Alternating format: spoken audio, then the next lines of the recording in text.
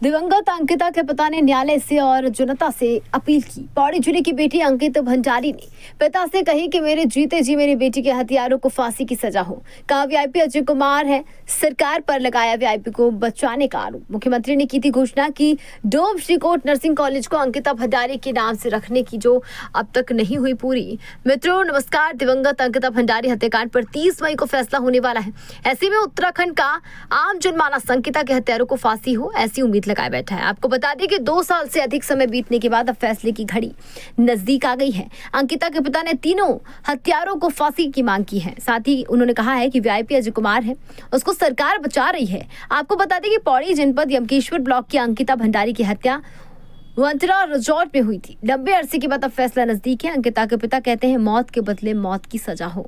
देखिए, जो जिस तरह से मेरे निर्दोष लड़की अंकिता भंडारी को इन तीनों धुरंधरों ने मारा है, तो मैं पहले से कह रहा हूँ कि मौत के बदले मौत।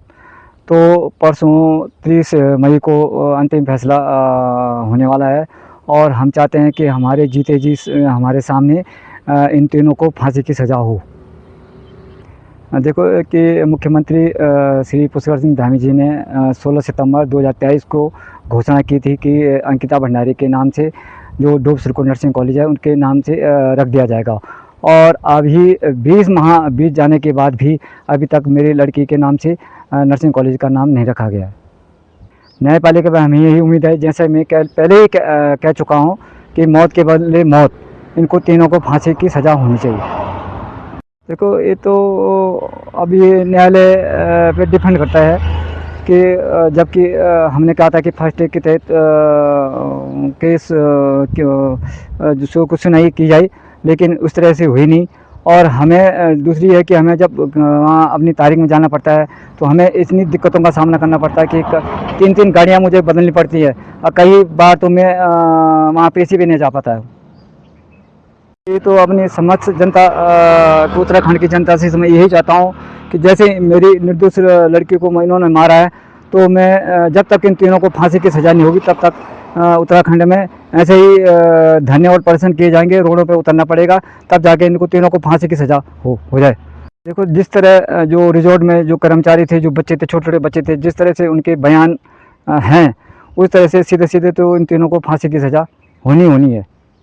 बार बार कह रहा था कि जो वीआईपी था, अजय कुमार था, उसका नाम दबाया गया, छुपाया गया, जानबूझ के छुपाया गया। और यमकेश्वर विधायक यमकेश्वर वो रेणु बिष्ट द्वारा उस रोड को तोड़ा गया, बूथ न मिल पाए।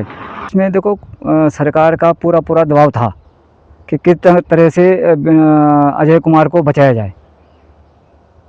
देखो, उत्तर प्रदेश के जो मुख्यमंत्री योगी जी हैं, वो तो उनका और धामी जी में तो बहुत अंतर है। अगर यहाँ योगी जी होते तो कभी रिजॉर्ट तोड़ा देते, पर लेकिन क्या करें। कई बार डीएम साहब को ज्ञापन भेजा मुख्यमंत्री जी के नाम से, लेकिन अभी तक कोई कार्रवाई नहीं हुई। खबर भारतवर्ष के लिए पौड़ी गढ़वाल उत्तराखंड से भगवान सिंह की रिपोर्ट।